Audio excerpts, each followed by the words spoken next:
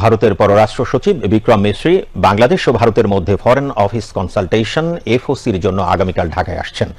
এ সফরকালে দ্বিপাক্ষিক বাণিজ্য সমস্যা এবং পারস্পরিক উদ্বেগের অন্যান্য বিষয় নিয়ে আলোচনা হবে বলে আশা করা হচ্ছে। আজ রাজধানীর জাতীয় প্রেস ক্লাবে অনুষ্ঠিত সার্ক দক্ষিণ এশিয়ার জনগণ সহযোগিতা কামনা করে শীর্ষক আলোচনায় পররাষ্ট্র বিষয়ক উপদেষ্টা মোহাম্মদ তৌহিদ হোসেন একথা বলেন। SAARC journalist forum Bangladesh chapter এ সেমিনারের আয়োজন করে, যা আঞ্চলিক চ্যালেঞ্জ ও সুযোগ নিয়ে আলোচনা করতে বিশেষজ্ঞদের একত্রিত করে। প্রতিবেশীদের মধ্যে খোলামেলা সংলাপের গুরুত্বের উপর জোর দিয়ে তৌহিদ হোসেন বলেন, আমরা যদি সমস্যার সমাধান করতে চাই, আমাদের প্রথমে তাদের অস্তিত্ব স্বীকার করতে হবে। তিনি ৫ আগস্ট বাংলাদেশের রাজনৈতিক পরিবর্তনের পর বাংলাদেশ ভারত সম্পর্কের গুণগত পরিবর্তনের কথা তুলে ধরেন।